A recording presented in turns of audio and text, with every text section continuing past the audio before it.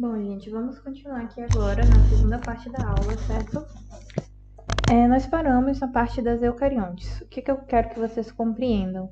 Quando a gente sai da procarionte e a gente vai para eucarionte, a gente está seguindo aquela nossa lógica de evolução. Sempre que a gente fala em evolução, a gente fala em ganho de complexidade. E para ter esse ganho de complexidade, o que aconteceu foi basicamente que aquela minha célula procarionte, que era simplesinha, que era menorzinha, que só precisava basicamente ali sobreviver e se reproduzir, ela começou a crescer. Quando ela começa a crescer, se vocês se lembrarem, a minha membrana plasmática, ela é uma membrana plasmática que ela é moldável. Ela tem um esquema que a gente chama de mosaico fluido. Isso quer dizer que as estruturas que estão ali, elas podem se mexer e trocar de lugar. Então, se eu tenho uma estrutura que ela é moldável e eu comecei a crescer essa estrutura, quando forças vêm de fora, por exemplo aqui, uma pressão de fora para dentro, essa minha membrana ela vai se dobrar, ela vai se moldar, ela vai entrar aqui. E isso é extremamente importante para entender a criação desses compartimentos que a gente está vendo. Aqui eu tenho um compartimento, aqui eu tenho um outro, aqui eu tenho um outro. E cada um desses compartimentos que vão aparecendo, eles vão permitindo que em ambientes isolados eu crie funções específicas. Então é como você imaginar uma cidade lá, que ao invés de chegar e funcionar tudo numa praça, eu vou ter o devido lugar para cada coisa. Então eu vou ter ali a minha polícia, eu vou ter ali a igreja, vou ter ali o hospital. Cada coisa funciona dentro do seu espaço. Isso organiza a cidade, né? Então a gente falou em eucarionte, a gente está falando de algo organizado, algo complexo, algo muito mais funcional. Mas principalmente do que eu bati tanto com vocês antes, eu volto a bater, que é esse termozinho aqui do cario, que remete à nossa carioteca, que também é a mesma coisa que dizer membrana nuclear. Então, qual é um dos principais marcos da diferença entre as minhas eucariontes e minhas procariontes? É justamente esse ganho da minha carioteca, do meu núcleo organizado. Então, o meu material genético, que antes ficava solto lá no meu citoplasma, agora não está mais solto.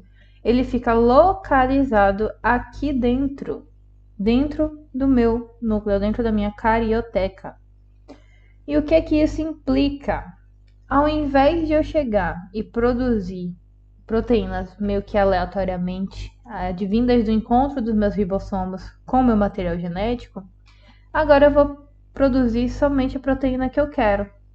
Então, aqui dentro eu vou ter meu código genético. Meu código genético vai ser enviado para o meu citoplasma, que é todo esse líquido, toda essa região onde minhas organelas estão localizadas. E eu vou fazer a leitura somente daquilo dali. O que eu quero que vocês entendam? Quando eu tenho um cromossomo, que ele é, por exemplo, assim, que seria o cromossomo lá circular da nossa bactéria. E no mesmo espaço, sem nada isolando ele, eu tenho meus ribossomos soltos. Meus ribossomos, eles podem acabar, por exemplo, fazendo leituras aleatórias. Eu vou chegar aqui nessa parte e vou produzir essa proteína que está aqui porque ela está exposta e em contato com o meu ribossomo. Já aqui, os meus cromossomos, eles são diferentes. Eu vou pegar apenas, fazer uma cópia desse meu material genético que está aqui dentro e vou mandar para fora. Então, ao invés de fazer leituras aleatórias, eu posso, por exemplo, fazer a leitura apenas da melanina. E aí eu vou e escolho produzir apenas a melanina. Então, ao invés de mandar toda essa informação para cá, para o meu citoplasma, eu vou mandar somente aquele pedacinho, vamos supor que fosse esse.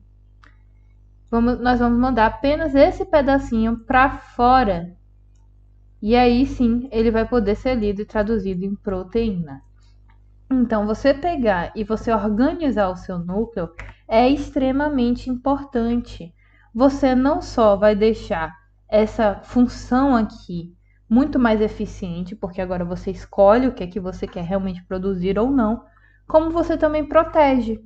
Então, esse meu material genético, ele não está mais exposto às agressões que podem ocorrer aqui no meu citoplasma. Ele está isoladinho, ele está protegido, ele consegue ali se manter. Então, essa carioteca é muito importante, por isso que eu chamo de eucarionte, ou seja, aquela que evoluiu e já tem a carioteca.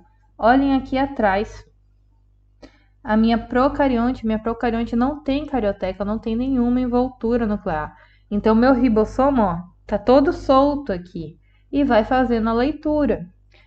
E outra coisa importante é vocês entenderem que esse meu ribossomo que tá aqui, que tá produzindo a minha proteína, ele não era 70S? Ele é 70S justamente porque ele é mais simples, porque ele produz proteínas mais simples, que é para sustentar uma bactéria.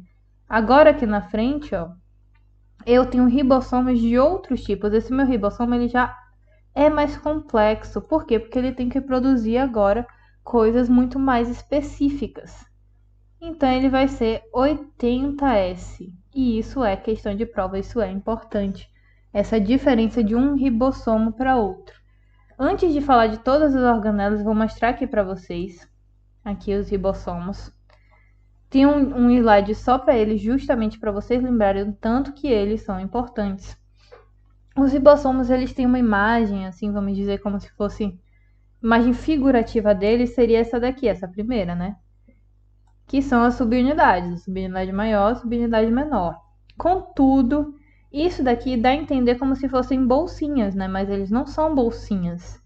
Eles são, na verdade, material genético condensado. Eles parecem mais essa outra imagem que está aqui do lado. Você pegou material do tipo RNA ribossômico, você foi amassando ele, condensando ele sobre si mesmo, e aí você criou duas unidades, que a gente chama justamente de subunidade maior, aqui é maior, e subunidade menor. Quando elas se juntam, elas estão ativas.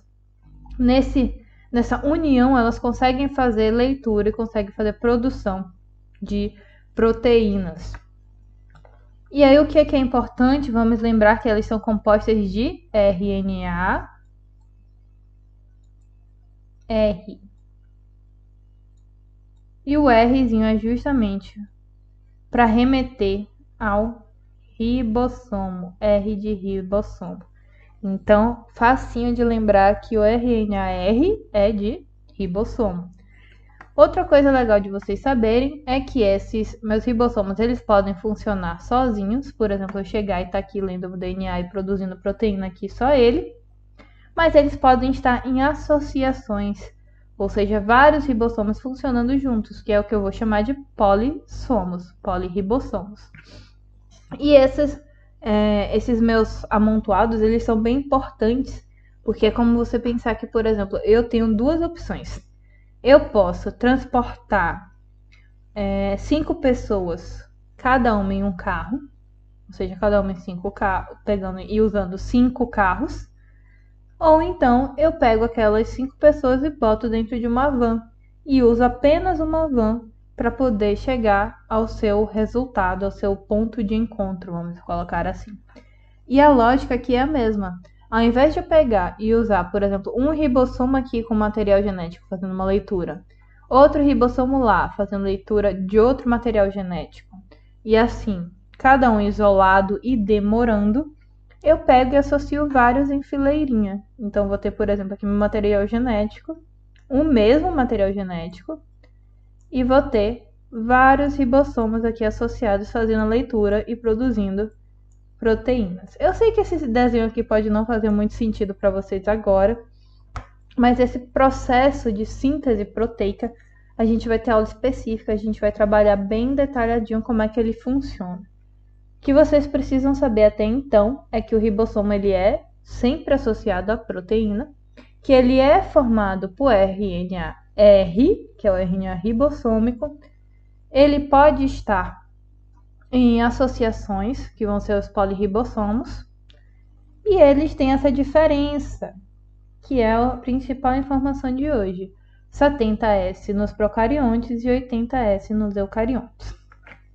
Agora, voltando aqui à imagem anterior, vamos continuar com as outras estruturas, Porque, obviamente, a nossa célula ela não serve só para produzir proteína.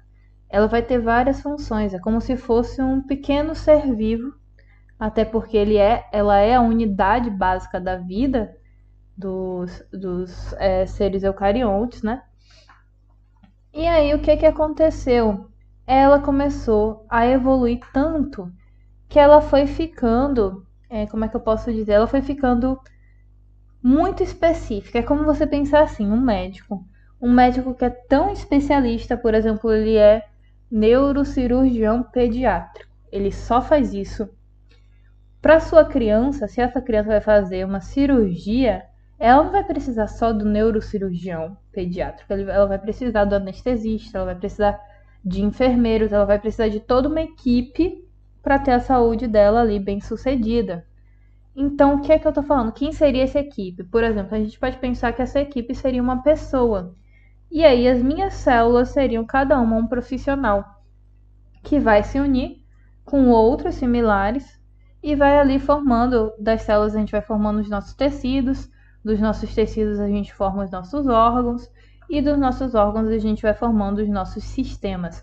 Então, cada célula com sua especialização, ela tem uma função no corpo, ela consegue contribuir com alguma coisa e acaba se tornando, inclusive, dependente de outras. Por exemplo, o meu neurônio, que é extremamente especializado, ele vai precisar de um grupo de células de apoio, por exemplo, células ependimárias, astrócitos, oligodendrócitos, todo um grupo de células para poder apoiar e dar esse suporte que ele necessita para funcionar bem.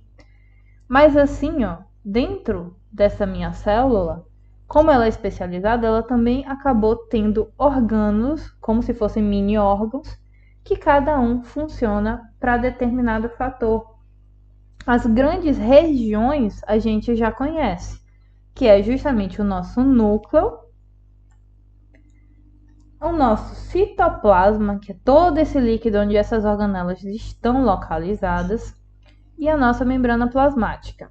Um detalhe, dentro do nosso núcleo a gente vai encontrar essa região que a gente chama de nucleolo, que é como se fosse um núcleo pequenininho. Nesse meu nucleolo eu vou ter a produção das subunidades do nosso ribossomo. Então aquela subunidade maior e menor, elas vão ser produzidas aqui, elas vão ser criadas aqui. Quando elas forem criadas, elas vão ser enviadas aqui para o meu citoplasma, porque os meus ribossomos ficam aqui, eles funcionam aqui. Quando eles são enviados para cá, eles vão se encontrar e vão funcionar. Então, se perguntar o que é o nucleolo, para que serve o nucleolo, ele vai ser justamente aquela minha região do meu núcleo da célula, onde são produzidos minhas subunidades dos ribossomos. Então, beleza. Como eu falei antes, a gente tem várias e várias organelas, cada uma com sua especialização. Eu vou falar um pouquinho, a ideia aqui é vocês entenderem assim, tal organela serve para tal função. Beleza, pegou isso, tá massa. Não precisa ver ainda detalhes, por exemplo, como que acontece essa leitura ali do DNA, por exemplo, que eu falei tanto do ribossomo. Não precisa pegar esses detalhes ainda.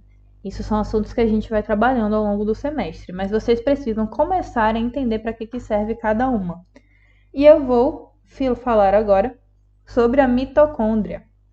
A mitocôndria, ela é essa pequena organelazinha que a gente tem aqui. Tem ela aqui, tem ela aqui, tem ela aqui. E o que eu quero que vocês guardem agora é que a mitocôndria, ela é diretamente ligada à produção de energia. Ela vai ser responsável por criar a molécula que a gente chama de ATP. Sempre que a gente fala em energia na célula, a gente está falando de ATP. Ele é a nossa bateria, ok? E aí, o que vocês podem saber mais da minha mitocôndria?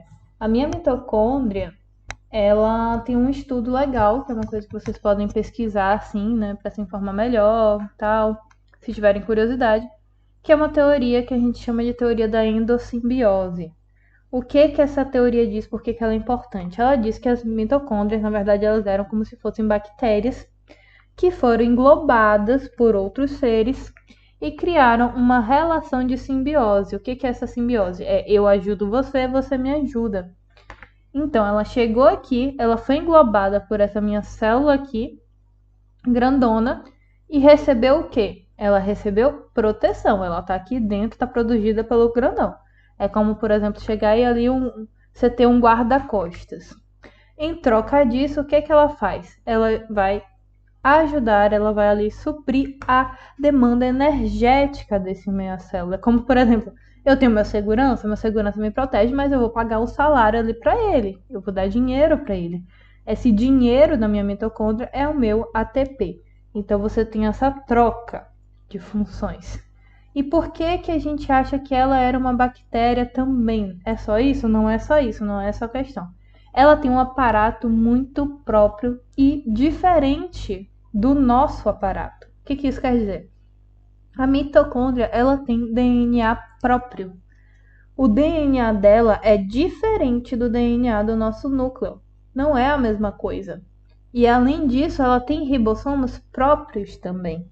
E ela vai produzir ali, ó, dentro do seu espaço, ela vai produzir a própria energia. Então, ela produz a própria energia, ela produz ali as proteínas que vão constituir sua estrutura e ela também doa energia para a célula mãe. Mas principalmente lembrar que ela vai ter esse DNA próprio, o que é que a gente vai chamar justamente são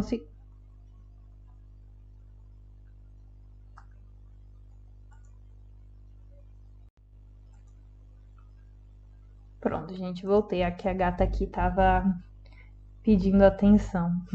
Só para confirmar aqui se tá gravando certinho. Tá assim, pronto.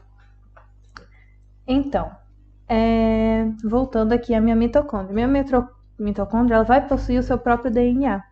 E esse DNA a gente vai chamar de DNA mitocondrial.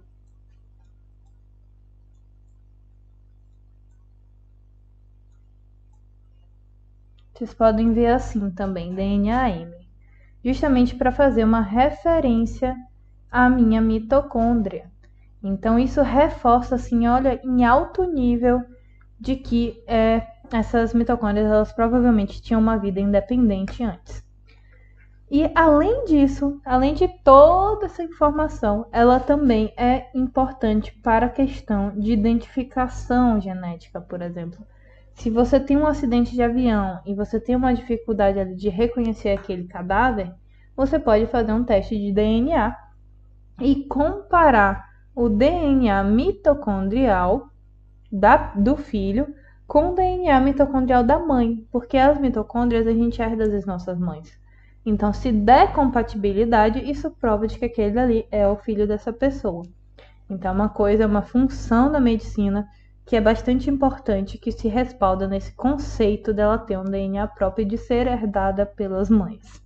Então, fica essa informação aí legal, importante também. Mas sempre lembrar, mitocôndria é a nossa fonte de energia. Além disso, eu falei para vocês que essa minha célula ela foi começando a criar compartimentos.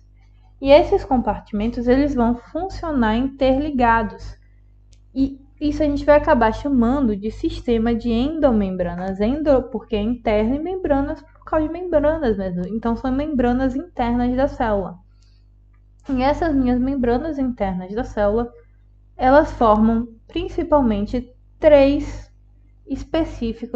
organelas específicas que eu quero que vocês aprendam e nunca esqueçam. Quais são elas?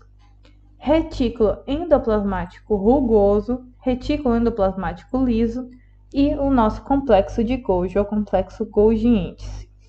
Para começar, o nosso retículo endoplasmático rugoso, ele tem esse nome de rugoso porque na sua superfície você encontra como se fossem rugas. O que são essas rugas? São os nossos ribossomos. A gente tem uma associação funcional e estrutural entre esse retículo e os ribossomos. Eles estão realmente ali grudados na parede desses retículos e ficam como várias bolinhas, por isso esse termo rugas. Outra coisa para lembrar é que você tem um Rzinho aqui, ó, porque a gente geralmente chama o RE R. Então, se é R, a gente está falando de ribossomo. Toda vez que a gente fala de ribossomo, a gente vai falar de quê? De produção de proteína. Então, não esqueçam. Olha, eu vou puxar aqui a setinha. Ribossomo. A gente está falando de proteína. Então, se eu tenho uma organela que ela tem, para ela funcionar, ela precisa de ribossomos, o que ela vai produzir? Ela vai produzir proteínas, sempre. Descendo aqui, a gente vai ter um irmãozinho dele, que é o REL.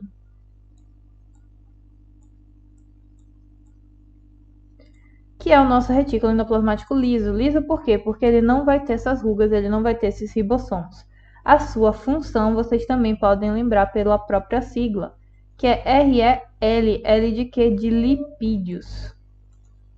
Então, vou escrever lip aqui para vocês, tá? Então, qual é a função do retículo endoplasmático liso? Produção de lipídios. A do retículo endoplasmático rugoso, produção proteica. E aí, o que acontece? Pode ser que, por exemplo, eu precise, seja lá qual for a função, de uma proteína unida a um lipídio.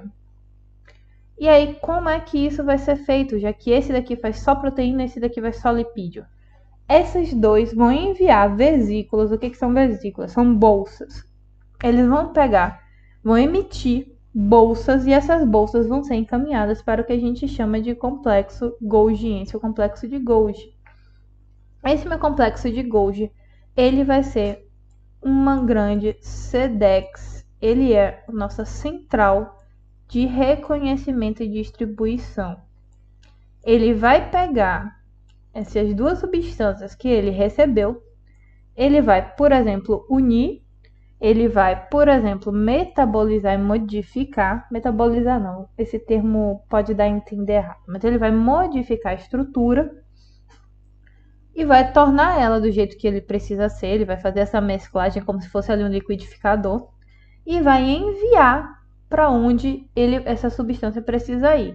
Então, se essa substância precisa, por exemplo, ir para um outro órgão longe, sei lá, eu estou no ovário, eu vou mandar uma coisa para o meu rim, alguma substância para o meu rim.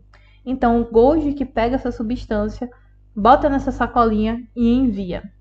Ou então, às vezes, eu preciso armazenar ela para utilizar depois na minha própria célula. Então, ele pega, armazena, bota na vesícula e deixa aqui guardadinho, para que depois eu possa pegar aquilo dali e utilizar quando eu quiser. Mas quando a gente fala do Golgi, sempre lembrar, ele pega a produção do retículo endoplasmático, seja ele liso ou rugoso, ele vai transformar, ele vai adicionar alguma coisa, ele vai retirar alguma coisa, seja lá o que for, e vai direcionar. Então, por isso que eu digo que ele é o grande SEDEX, porque ele pega, vê o que aquela coisa precisa, o que aquele pacote precisa e envia ao seu destinatário. Então, nunca esqueçam que essas três organelas, elas funcionam ali com uma relação muito íntima. É somente elas? Não é somente elas. Só que existe uma parte também do estudo que é específico para ver como é que funciona esse processo, cada um dos participantes, tudo mais. Outra que eu preciso conhecer, outra organela que eu preciso conhecer é o nosso lisossomo. Sempre que a gente fala em degradação de alguma coisa dentro do organismo, a gente fala do termo lise. Lise é quebra. Então, se eu estou falando do lisossomo, ele vai ser a minha organela que vai fazer a quebra de substâncias. Então, se eu peguei e me alimentei de alguma coisa e eu preciso metabolizar aquilo dali, para eu metabolizar, eu tenho que primeiro fazer a digestão, eu tenho que primeiro quebrar ele. Então, quem faz quebra molecular é o nosso lisossomo. Esse meu lisossomo, ele pode também degradar, por exemplo, se eu tiver uma organela velha aqui, que não estiver funcionando direito mais, ele também pode pegar ela e degradar ela para reutilizar os seus componentes para criar uma nova organela, por exemplo. Então, sempre que eu falar de quebra, eu estou falando de lisossomo. E ele tem umas enzimas que, se eu não me engano, eu não lembro se eu cheguei a citar na aula ao vivo, mas que é legal que vocês saibam, ainda não em detalhes, mas saibam que elas existem, que são as enzimas catalases. As catalases, elas têm essa importância aqui. Mas lembrar que a gente está falando de degradação. A gente tem como se fossem especializações dele também. Por exemplo, a gente tem peroxissomo. Peroxissomo vai fazer degradação de peróxido de oxigênio. Então, ele vai pegar ali a minha água oxigenada e vai degradar.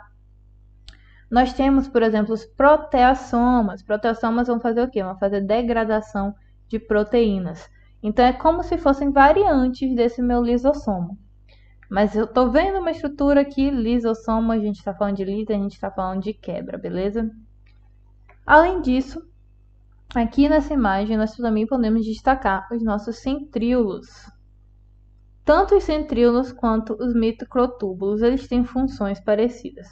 Os centríolos, eles vão pegar, eles vão participar do que a gente chama de fuso mitótico.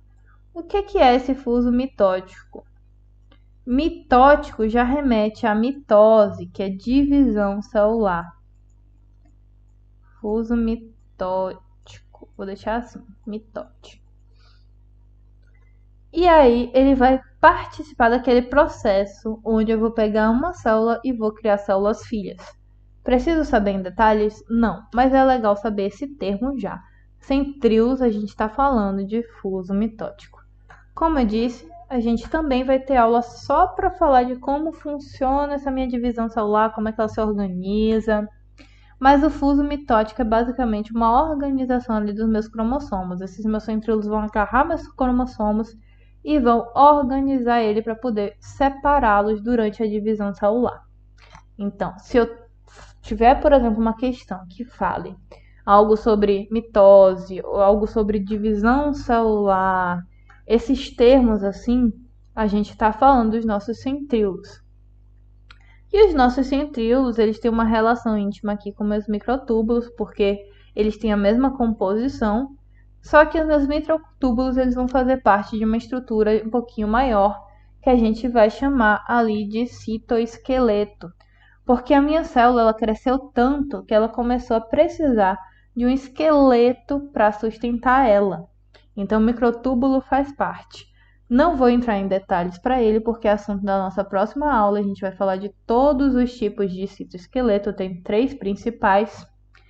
Então, vamos deixar um pouquinho aí para depois. Mas já vamos sabendo que ele tem a ver com essa estrutura, com essa firmeza que a minha célula vai ter.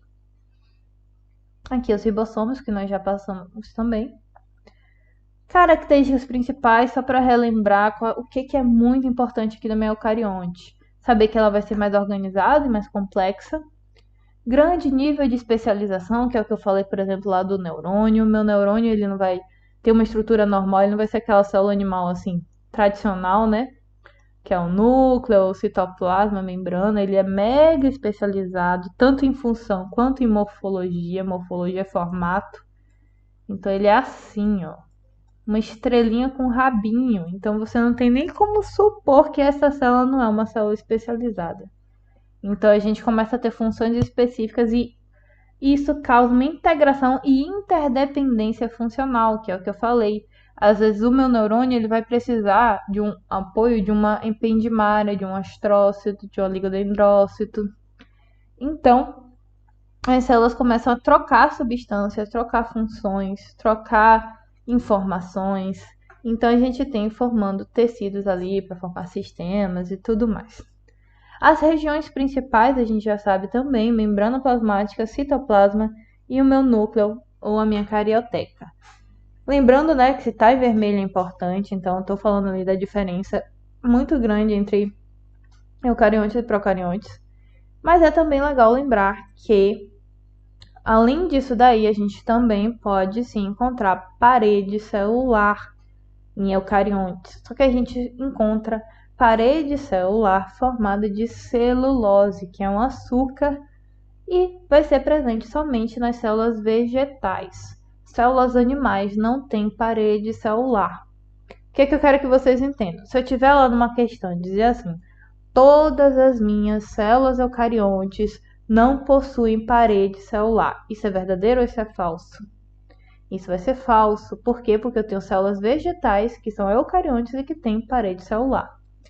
Agora, se eu falo que a parede celular das eucariontes é igual às procariontes, isso não é verdadeiro também. Isso é falso também. Porque a minha parede celular da minha eucarionte, ela é celulose, porque é vegetal. Já na minha procarionte, ele é aquela substânciazinha que a gente falou, de peptídeo e glicano. São substâncias diferentes, são estruturas diferentes. Então, lembrem disso daqui, desses termos, dessas diferenças, tá? Aqui uma tabelinha, essa tabelinha está com o título em amarelo, em vermelho. Então, será que é importante? Ela é importantíssima. Se eu fosse pegar o slide mais importante da aula, seria esse daqui. Ele deixa extremamente claro e ele resume tudo que a gente viu, tudo que a gente não pode esquecer desse assunto. E é o nosso último slide. Então, vamos ter uma atenção especial aqui agora, tá? Aqui nós temos todas as características que a gente tem na procarionte e comparando com as eucariontes. Primeiro termo, procariontes, antes da carioteca. Eucarionte evoluiu e já tem carioteca. Então, nossa primeira característica aqui, ó, sem carioteca, carioteca presente. Segunda característica, o DNA, o material genético da minha procarionte, ele vai ser sem estonas. Já o meu da eucarionte vai ser com estonas. O que é estonas? Estonas são proteínas que vão possibilitar o empacotamento do meu DNA. O que eu quero dizer? Se eu pegar uma linha mesmo de costurar roupa, e esticar ela, deixar ela toda solta, ela vai ocupar um espaço enorme.